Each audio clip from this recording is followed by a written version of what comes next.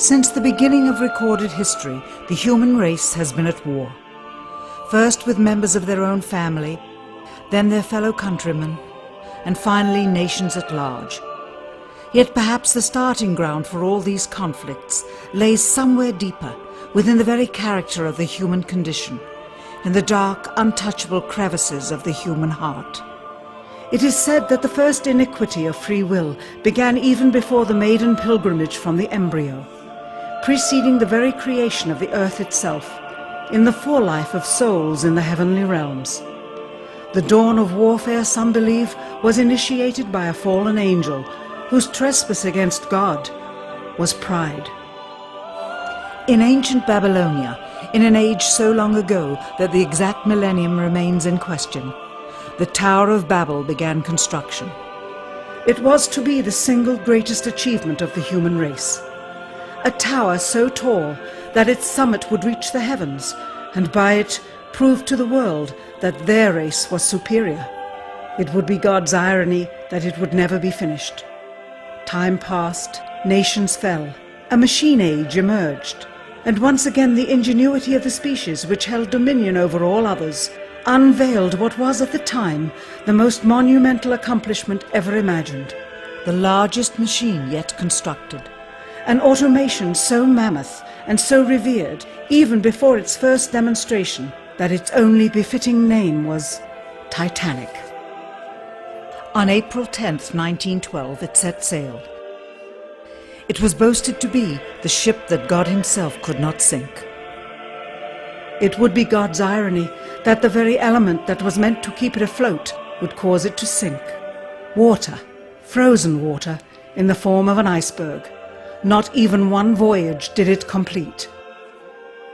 And then the next age embarked into the annals of human history, perhaps the last age, the space age.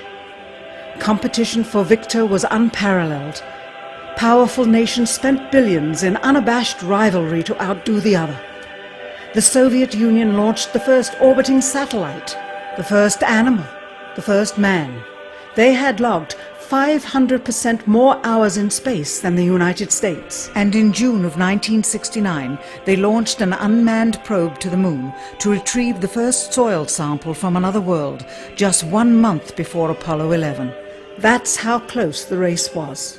Had their unmanned probe not crash-landed into the lunar surface, the first moon rock brought back to Earth would have been by the Soviet Union. Richard Nixon, president at the time, had this to say about the latest work of the human hand. It is the greatest week since creation, the greatest event since the laying of the foundation of the seas, since the origin of the universe itself, since the design and formation of the delicate human eye through which all these things are perceived, was a flying machine with its 2 passengers landing on its closest celestial neighbor and returning from where it came. Perhaps again God's irony lies somewhere within this great boast of humankind. The building of the tallest tower for the sole purpose of standing out among the races was never finished. The machine that was so great that it was said to be untouchable by even God never completed its first voyage. And finally, the crowning achievement of humankind, the greatest boast of the species, the event in human history most associated with pride in our own accomplishments, landing on the moon. 20 years later, and years behind schedule, the same space program couldn't put into Earth orbit a telescope with a lens that focused. And yet 2 decades earlier, a mission 100 times more complicated worked on its first occasion.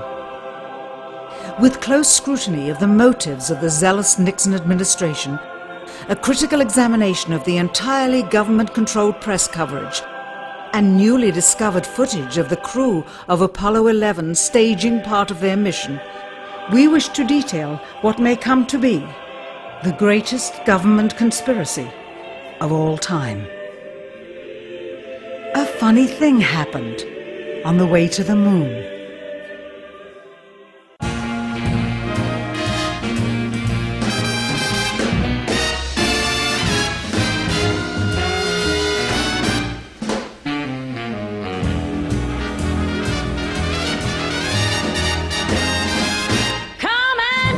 trip in my rocket ship.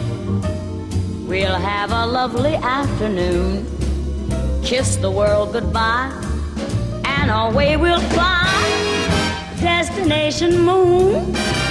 We'll travel fast as a light till we're out of sight. The earth will be like a toy balloon. What a thrill you'll get riding on my jet. A destination moon. We'll go up, up, up, up. Straight to the moon we two. High in the starry blue. I'll be out of this world with you. So away we'll steal in my space mobile, a supersonic, a honeymoon. Leave your cares below, pull the switch, let's go. A destination moon.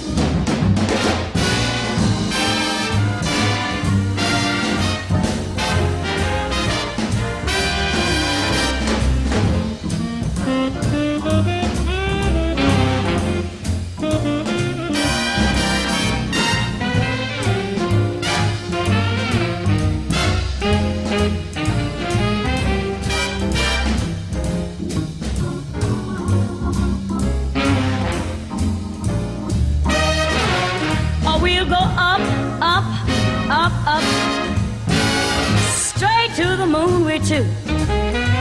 We'll be high in the starry blue. I'll be out of this world with you. So away we'll steal in my jet mobile, a supersonic, a honeymoon. Leave your cares below, pull that switch, let's go. Destination. We're flying high up in the sky. Destination, destination moon.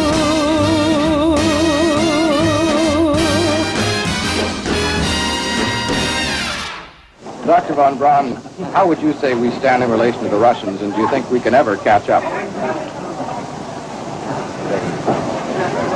I'm convinced that in the space field, the Russians are ahead of us, particularly in large weightlifting capability, and that at the moment the problem is not so much to catch up, but first build up the working speed that they have already demonstrated. After we are running as fast as they do, there's still a considerable gap to close, and only the future will tell whether we'll manage to close that gap. We cannot and will not ever get into this race as we should, so long as all of our objectives are short-term objectives. We've got to have no finite end to our objectives. The end of our objectives should be as far as we can see at any given time.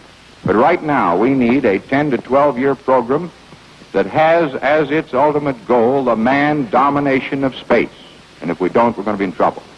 I believe that this nation should commit itself to achieving the goal before this decade is out of landing a man on the moon and returning him safely to the earth. We must assure our preeminence in the peaceful exploration of outer space, focusing on an expedition to the moon in this decade. T-minus 60 seconds and counting. We passed T-minus 60. 55 seconds and counting. Neil Armstrong reported back when he received the good wishes. Thank you very much. We know it will be a good flight. Good luck and Godspeed. 40 seconds away from the Apollo 11 liftoff. All the second stage tanks now pressurized. 35 seconds and counting. We are still go with Apollo 11. 30 seconds and counting. Astronauts report it feels good. T-minus 25 seconds. 20 seconds and counting. T-minus 15 seconds. Guidance is internal. 12, 11, 10, 9. Ignition sequence start. 6,